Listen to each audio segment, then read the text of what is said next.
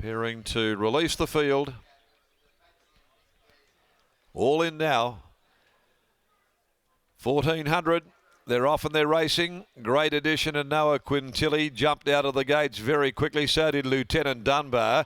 And pushing through near the inside is Talk to Win. It's going to lob nice and prominently from on the outside. Strictly Cash behind those. Then Extreme Love as the speed slows right down. Astro World is wider out. Going up near the inside is Cape Doctor at the 1,000 metre mark, being followed by Ginger Quest back with Summer's Legacy.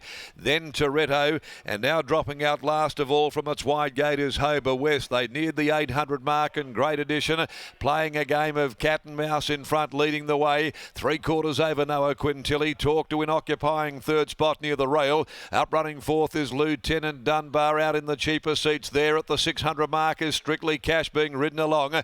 Further back on the rails to Cape Doctor as they prepare to set sail for home. Extreme Love's in the centre. The favourite back in behind those, Astro World, as they reach the 400 metre mark. Ginger Quest looking for the shortest way home. Toretto looking to work off heels. Then Summer's Legacy, Hober West. Great Edition balanced up in front, led the way from Noah Quintilly. Talk to Win diving between them though. Lieutenant Dunbar down the outside. Here comes the favourite Astro World with its run as well. Astro World comes at Noah Quintilly. Great Edition on the outside. Astro World going better than them.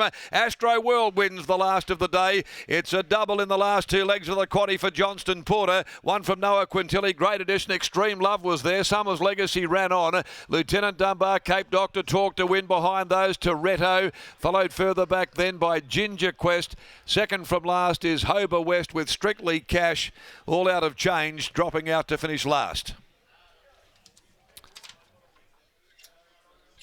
So the favourite in the last on the card, Astro World, delivers. And Clint Johnston Porter ends the day on a good note. Picks up the last couple here on this Piero mare, Astro World, for Michael Grantham and Peters Investments. She returns a winner, lightly raced 4-year-old, and delivers after being back in the field from Noah Quintilly, Hollynottle, Great Edition, Lachdar Romilly, and it might be Extreme Love in the centre. In fact, it is, that has picked up fourth in 124.88. 11.148 are the numbers to the last on the program. 11.148, 3/4 of a length the winning margin, and a short head second and third. So a good effort. 1400 first up. She needed the 14 to really deliver, and has produced her second victory from only 6 runs. 2 wins, 3 placings now for the Piero mare, who makes it a winning return. She was solid enough in that market as well.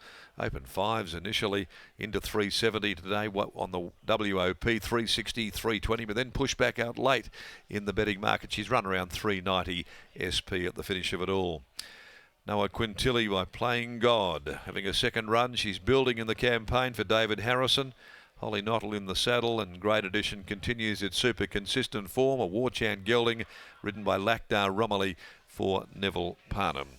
Let's go down now and catch up with Michael Grantham, who joins us down in the enclosure with Lockie Taylor following the last on the program. Thanks, Darren. Well called here this afternoon as Michael Grantham joins me indeed. Michael, congratulations on the win. Astro World, only the 2 starts last preparation. Why was that the case?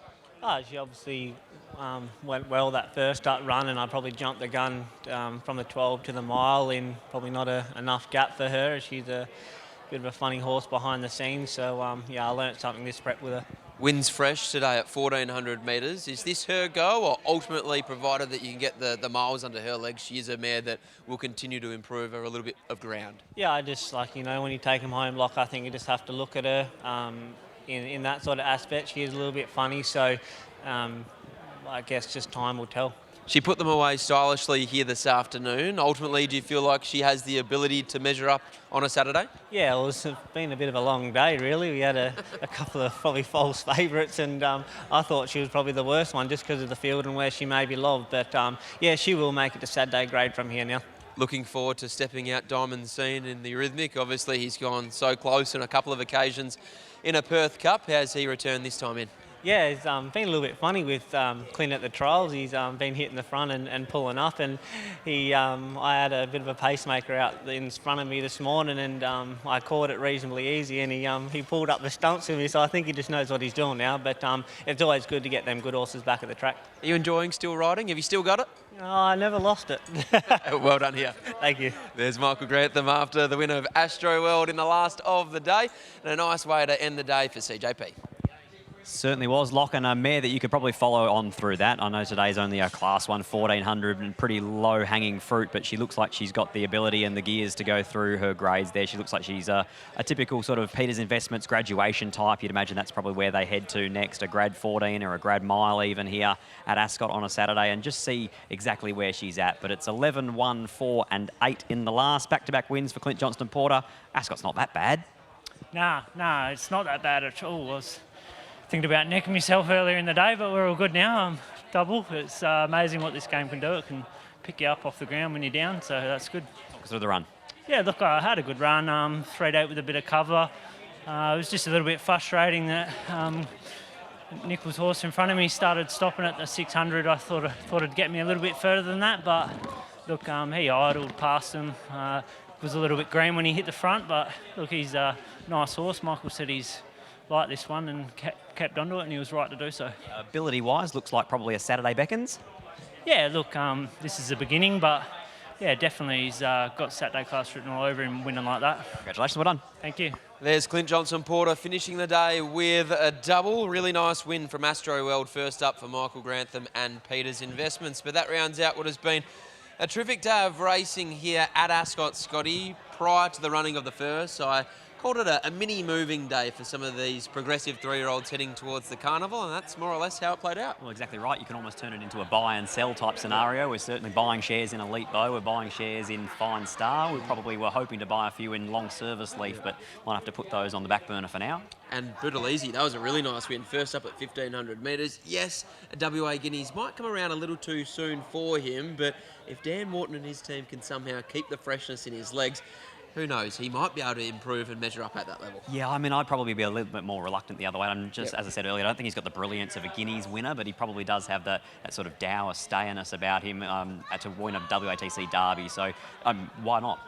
You could run for him from here, maybe into a Faritha. That's awkward because you have to go back to 1,400, but then you see how far you get. But I think the exciting part for them is then you're happy to pull up stumps sooner rather than later if things don't go to plan, and then aim up for, back here in April.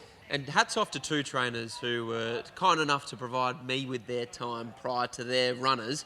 One, Steve Wolfe, and two, Mac Hall, because Steve Wolfe declared Testy Pharaoh at around 20 to 1, and Mac Hall gave Almeo a really good push at around $12. Well, I think that people can start stopping to call you the mock, because it's been getting around the track. They don't want to talk to you because you put the slows on them, Lock. I think we can finally put that to bed. Hopefully here on Saturday we can interview a few more people and we get a few more winners. I might have even improved them, who knows? We'll find out on Saturday afternoon. But that's all we have time for here at Ascot on this beautiful Wednesday afternoon. It's good night from Scotty Knight.